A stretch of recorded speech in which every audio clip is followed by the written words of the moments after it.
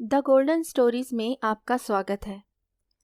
आइए सुनते हैं विष्णु प्रभाकर की लिखी कहानी सच मैं सुंदर हूँ।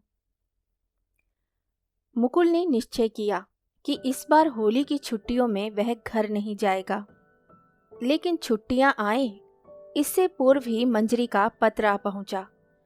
मनीषा भाभी का आग्रह है कि सदा की भांति इस बार भी वह आपकी राह देखेंगी। उसकी प्रतिज्ञा और भाभी का आग्रह, इन दोनों में कौन शक्तिशाली है यह वह जानता था। इसीलिए मन में अवसाद लेकर भी उसे जाना पड़ रहा है।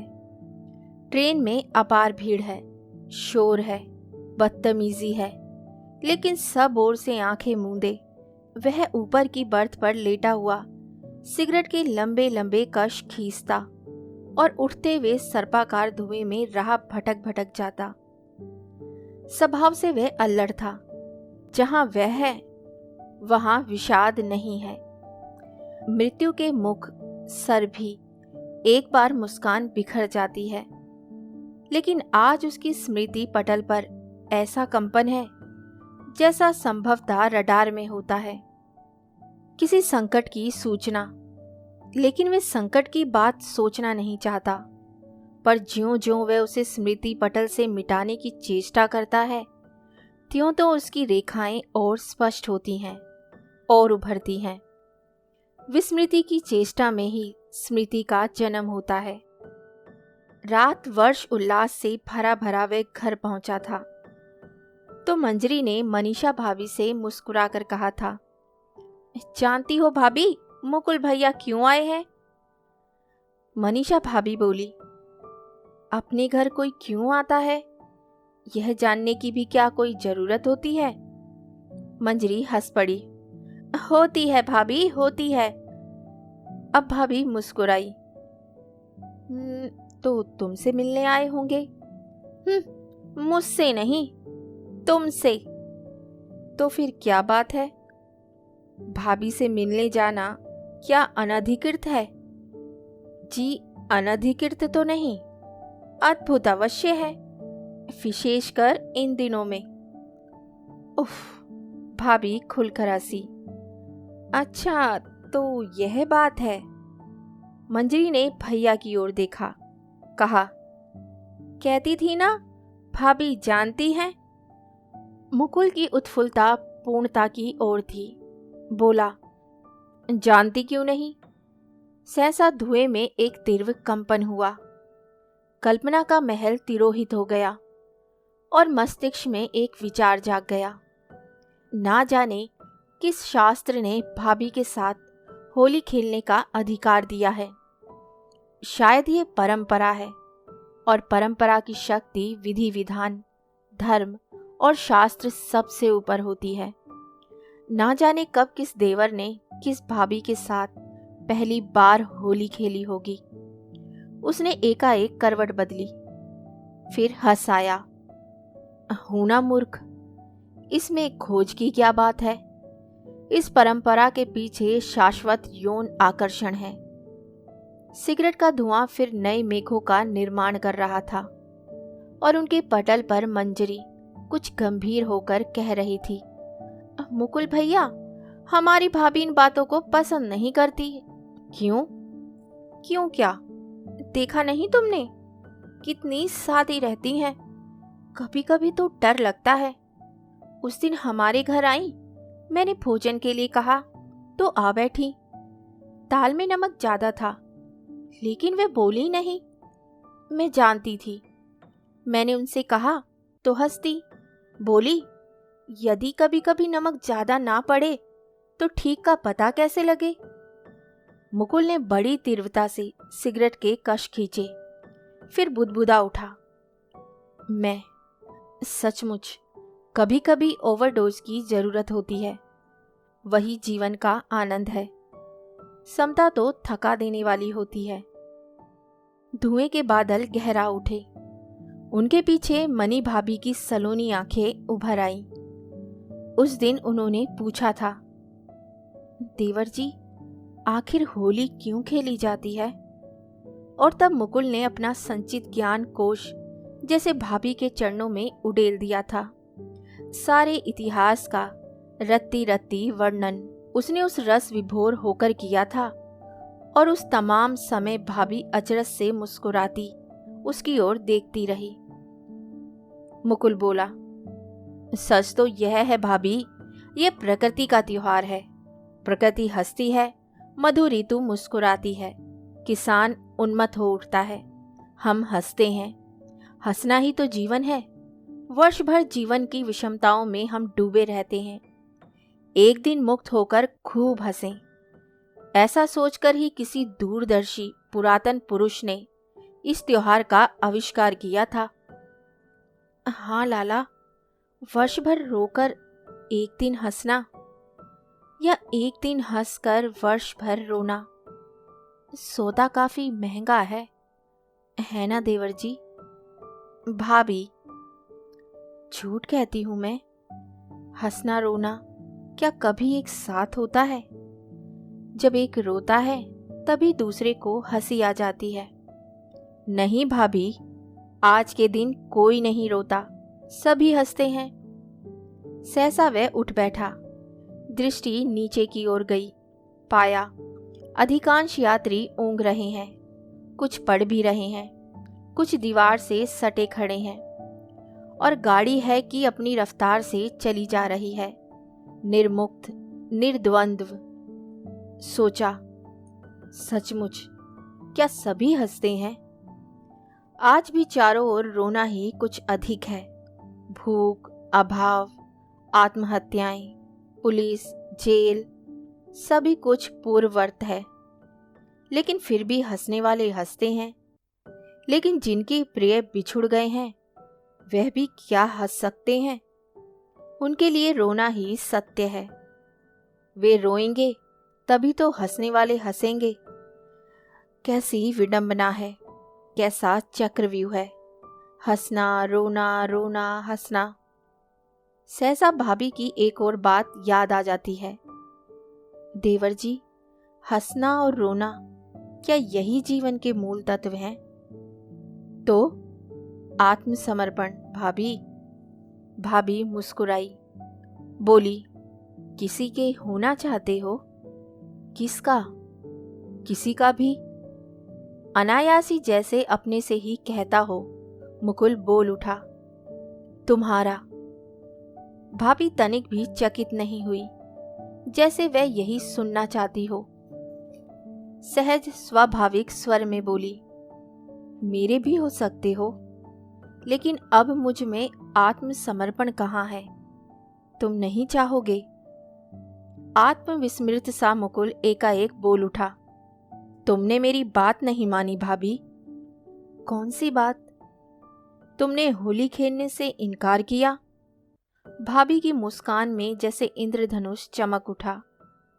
होली खेलना चाहते हो तो खेलो। सच? हाँ सच। मुकुल तुरंत दौड़कर रंग ले आया, लाल, पीला, नीला, हरा।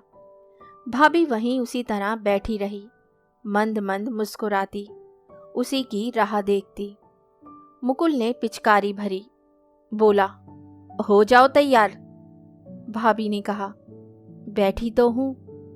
मुकुल एकाएक ठिठक गया, नहीं नहीं, मंजरी ठीक कहती थी, तुम होली खेलना नहीं पसंद करती, तुम होली खेलना नहीं चाहती, चुपचाप बैठकर भी होली खेली जाती है। भाभी ने उठने का जरा भी प्रयत्न ना किया। बोली, देवर जी, मैं ना चाहूं, तुम तो चाहते हो, तुम्हारी चाह का मैं सम्मान क्यों ना करूं? नहीं भाभी, जो तुम नहीं चाहती उसमें रस कहां से उड़ेलोगी?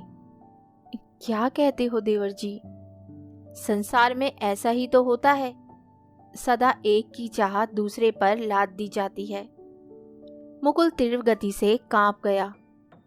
बोला, नहीं भाभी नहीं, मैं अपनी चाह तुम पर ना लादूंगा। भाभी हर्ष और विषाद के झूले में जैसे झूलती रही। चेहरे पर एक रंग आया, एक गया। बोली, देवर जी, तुम तो पागल हो, जितना चाहे रंग डालो, मैं बुरा ना मानूंगी। कहते कहते वह विद्युत की गति से उठी, एक बाल्टी उठाई और मुकुल को सराबोर कर दिया।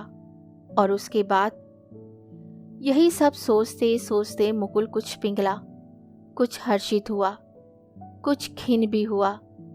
लेकिन स्मृति का राजरथ तीव्र गति से आगे बढ़ता चला गया। वे रंग खेल ही रहे थे कि मंजरी आ गई। बोली, अरे भैया, ये क्या हुआ? मैं तो समझती थी कि भाभी केवल ज्ञान की बातें बघारती है, लेकिन देखती हूँ कि देह तो रंगीली भी है, पुरुष को हरा सकती है। बाप रे बाप, नारी को क्या यह शोभा देता है? और वे खिलखिलाकर हंस पड़ी। भाभी भी हंसी। बोली, इसमें अशोभन क्या है मंजरी? पुरुष ने सदा नारी के संग होली ही खेली है, और किसी योग्य तो वे उसे मानता ही नहीं। दोनों भाई बहन जैसे सिहर सिहर उठे कि उसी क्षण बड़े भैया वहां आ गए। गीले बालों पर आंचल सरकाकर भाभी चुपचाप किवाड़ों के पीछे हो गई। एक क्षण कोई कुछ नहीं बोला, फिर मंजरी जैसे बरबस हंसी। बोली, भैया, आज भाभी ने मुकुल भैया की खूब परीक्षा ली। पहले तो उपदेश दिया, फिर ये दुर्गति कर दी। भैया हंस आए। बोले, मंजरी, जीत मुकुल की हुई है। उसने अपनी भाभी को होली खेलने के लिए विवश कर दिया। मैं नहीं कर सका। मुकुल ने सहसा अपने ममेरे भाई की ओर देखा। वे अत्यंत कुरूप थे और हंसी उस कुरूपता को और भी उजागर कर देती थी। वे कुछ नहीं बोल सका। केवल संध्या को जब भाभी को प्रणाम करने आया तो कहा, परीक्षा समीप है, अब जा रहा हूं। भाभी सक पकाई। अभी? इतनी जल्दी? हाँ भाभी। भाभी ने एक दीर्घ निश्वास खींचकर केवल इतना ही कहा, अच्छा देवर जी, जीवन में सफल हो, यही मैं चाहती हूँ। उसने सिगरेट का आखिरी कश खींचा और बचे हुए टुकड़े को आराम से डिब्बे में एक हुक में रख दिया। फिर गाल हथेली पर टिका सामने निगाह जमा दी। सोचने लगा उस पत्र की बात जो अगले ही दिन भाभी ने लिखा था। क्षण कितना प्रबल है, ये मैंने उस दिन जाना। सोचती हूँ कि इसमें जो शक्ति है, जो उद्दाम उद्वेग है, वे वर्षा की घुटन का परिणाम है, जिस बात की हम कभी कल्पना भी नहीं कर सकते। वे अनायास ही हो जाती है। कल का उन्माद भी क्षणजीवी नहीं था। ना जाने कब से मेरे अंतर में रमता जा रहा था। मानूंगी कि मैं प्यासी हूं। चेतन रहते कभी इस पर नहीं सोचा। सोचना वर्जित जो था। तुम्हारे भैया जैसे हैं, मेरे पति हैं, देवता हैं। लेकिन देवर जी, नारी को क्या पति और देवता की ही आवश्यकता होती है? वे पूजा के पात्र हो सकते हैं, लेकिन प्यार के नहीं। और नारी चाहती है प्यार, रस, उन्माद, किसी का होने या किसी को अपना बनाने की साथ। यही साथ नारी को सधवा बनाती है, अन्यथा वे चिर विधवा है। मुकुल फुसफुसा उठा। न जाने ऐसी कितनी चिरविधाएं इस देश में भरी पड़ी हैं। क्या इन्हीं के अंतर से निकले अभिशापों से ही दास्ता की श्रृंखला का निर्माण नहीं हुआ? सोचते सोचते अंतर में भाभी के लिए अगाध सहानुभूति उभर आई। लेकिन वे फिर घर नहीं जा सका। छुट्टियों में मसूरी चला गया, लेकिन वहां पहुंचने पर भी भाभी क्या उसे मुक्ति दे सकी? वे अंतर्मुखी हो चला। चिंतन ने उसकी वाणी को अवरुद्ध कर दिया। मित्रों ने कहा, यह प्रेम का रूप है। प्रोफेसर बोले, यह सनक है। लेकिन भाभी ने भी स्वयं फिर उसे कोई पत्र नहीं लिखा। मंजरी के पत्रों में भी उनकी बहुत कम चर्चा रहती थी। उसके चारों ओर जैसे एक घुटन घिरती जा रही हो और उसे कोई राह नहीं दिखाई दे रही हो। तभी सहसा देश एक भयंकर भूकंप से हिलाया। हिमालय के उस पार के पड़ोसी चिरकाल के मित्र ने उसकी पीठ में छुरा भोंक दिया। युगों से दबी हुई उसकी रक्त की प्यास मानो जाग उठी और चिर शाश्वत श्वेत हिम लज्जा से रक्तिम हो आया। इतना बड़ा मित्रघात निकट विगत में हिटलर की ही याद आती है। मुकुल ने सोचा, शायद यह भी होली है।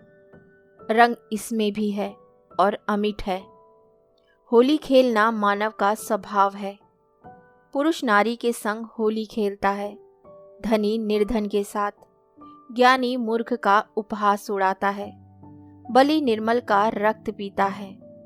यह सहज है, शाश्वत है। तभी अचानक मंजरी का पत्र आ पहुंचा।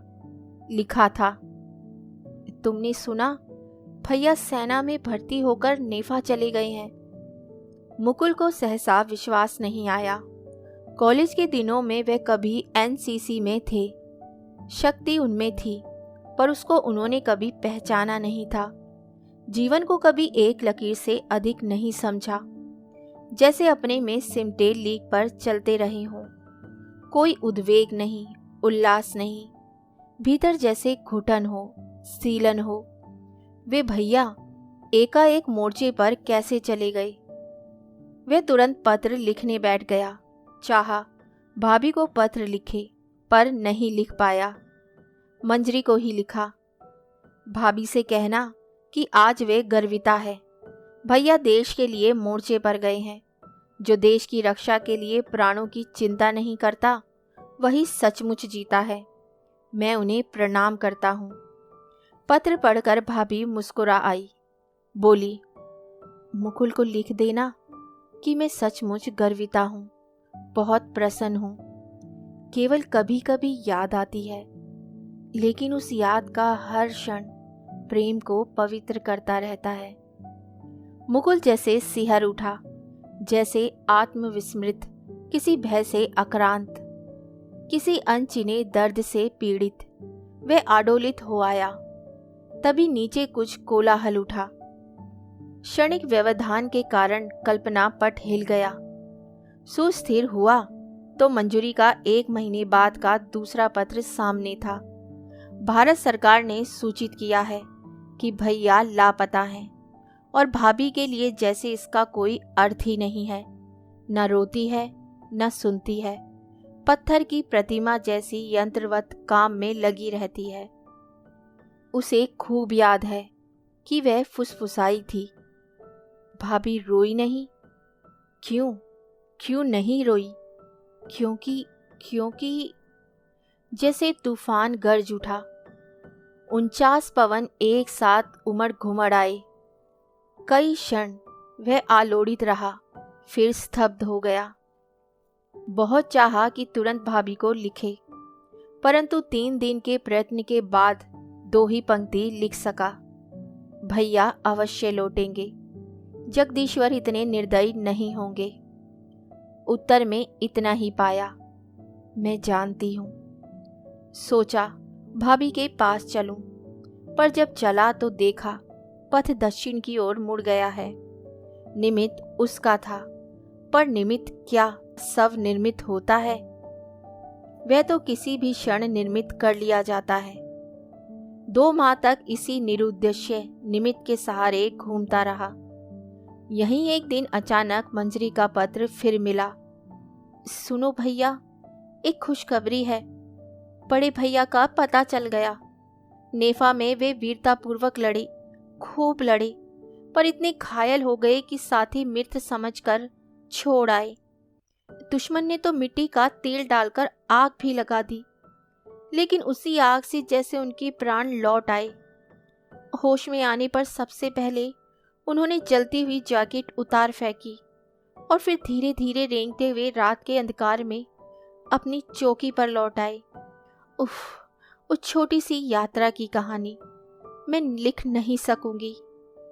रोमांच हो उठता है। अब वे सैनिक अस्पताल में हैं। हम सब वहां गए थे। भाभी वहीं पर है। भैया की अवस्था बहुत अच्छी नहीं है। शत्रु की गोली ने नाक का कुछ भाग काट दिया है। प्लास्टिक सर्जरी हुई है।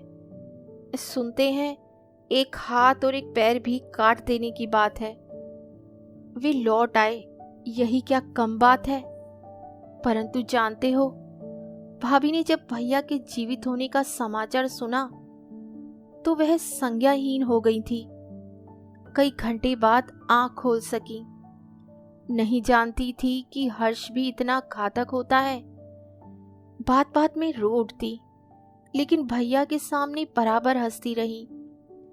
आंसुओं के धार के पीछे उनकी हंसी नहीं रुकती। सैनिकों के लिए और उनके परिवारों के लिए उन्होंने जितना कुछ किया है, उसका लेखा जोखा मेरे बस का नहीं है। अभी अभी लौटी हूँ, क्योंकि होली फिर आने वाली है। उनका आग्रह है कि सदा की भांति इस बार भी वह आपकी राह देखेगी। ना जाने कितनी बार मुकुल ने उस पत्र को पढ़ा, स्तब्ध हुआ, रोया। एक बार तो चीख उठा, मैं नहीं जाऊंगा, नहीं जाऊंगा। लेकिन जाना ना जाना क्या उसके वश में था। उसने तेजी से फिर करवट बदली, पर तभी पाया कि गाड़ी की गति धीमी पड़ रही है। पटरी बदलने के कारण संडाकछू संडाकछू की आवाज में खरखराहट भर आई। लेकिन पास से गुजर गया। केबिन पास से गुजर गया। नीचे के यात्री बोल उठे, स्टेशन आ गया। मुकुल को यहीं उतरना था। सामान उसके पास बहुत ही सीमित था। बाहर जाने पर पाया कि मंजरी पागलों की तरह उसको ढूंढ रही है। देखते ही बावली सी चीख उठी, भैया। मुकुल ने प्यार से उसे थपथपाकर पूछा, तू अच्छी है? हाँ। भाभी कैसी है? प्रसन्न है, खूब प्रसन्न है। इस बार होली खेलने की उन्होंने बहुत तैयारी की है। नाना प्रकार के रंग, केसर का लेप, स्वादिष्ट मिठाइयाँ। मुकुल बोल उठा, क्या कह रही है तू? मंजरी ठीक ही कह रही थी। जब वे भाभी के पास पहुंचा तो सहसा पहचान ना पाया। शरीर का ध्वल उज्जवल साड़ी, मुख पर रहस्यमयी मुस्कान, आंखों में तरल चपलता। मुकुल को देखा तो मानो कमल खिलाया। बोली, जानती थी इस बार अवश्य आओगे। मुकुल ने मुस्कुराना चाहा, पर मुस्कुरा नहीं सका। गंभीर स्वर में बोला, भैया ने तो। भाभी तुरंत बोली, वही किया जो प्रत्येक पुरुष को करना चाहिए। और कहते कहते वे फुर्ती से मुड़ी। रंग की एक बाल्टी उठाई, मुकुल के ऊपर उलट दी। वे संभले तब तक दूसरी, तीसरी और चौथी बाल्टी खाली हो चुकी थी। उसने संभलने का प्रयत्न किया, लेकिन भाभी उसका हर प्रयत्न विफल कर देती। उसने पाया कि जैसे उसका विषाद दूर हो गया। हृदय में एक रहस्यमयी हिलोर उठकर उन्माद पैदा करने लगी। देखता है कि बाल्टी उसके हाथ में भी आ गई है। अब तो भाभी आगे है और वह पीछे। गन, दलान, बैठक, रसोई सभी से होते हुए दोनों अंदर के कमरे में जा पहुंचे। आगे दीवार थी, उसी से सटकर भाभी खड़ी हो गई। बोली, अच्छा लो डाल लो। दूसरे ही क्षण सर से पैर तक रंग में सराबोर हो आई। साड़ी बदन से चिपक गई। कुंदन सी मासल देह चमक आई। यह हंस रही थी, इसलिए शिराओं में थिरकन थी। रंगों ने उन्हें और भी मोहक बना दिया। अस्त व्यस्त वस्त्रों के कारण आकर्षण और भी गहरा उठा था। मुकुल पुकार उठा, भाभी। बस लाला जी, और रंग नहीं डालोगे? भाभी विद्युत गति से आगे बढ़कर उनके दोनों कंधों पर अपने हाथ रख दिए। फुसफुसाया, भाभी तनिक भी नहीं झिझकी। मुक्त मन बोली, कहो देवर जी, तुम इतनी सुंदर हो। सच? मेरी आंखों में झांको। ओह, तुम कवि हो। भाभी मुस्कुराई। सरल सहज भाव से उसने दोनों हाथ हटा दिए। बोली, सच कहते हो, मैं सुंदर हूँ? मैं तो समझती थी कि मैंने अपने आप को उनकी याद में मिटा दिया है, लेकिन देवर जी, तुमने मेरा भ्रम दूर कर दिया। धन्यवाद। कहते कहते भाभी का वक्ष उभरा, नेत्र दीप्त हुए। हर्ष ने जैसे नववधू को जकड़ लिया हो और मुकुल थर थर कंपित आपलक पृथ्वी पर दृष्टि गड़ाई वहीं का वहीं स्थिर हो गया कि पृथ्वी फटे और वह उसमें समा जाए। लेकिन यह क्या, ये कैसा स्वर? भाभी को क्या हो गया? भाभी सिसक रही है, सिसके जा रही है और मुकुल स्तब्ध है। समूचा विश्व स्तब्ध है। कहानी सुनने के लिए धन्यवाद। तो इसी के साथ मैं आपसे विदा लेती हूँ और कल फिर मिलती हूँ एक नई कहानी के साथ। तब तक के लिए अलविदा।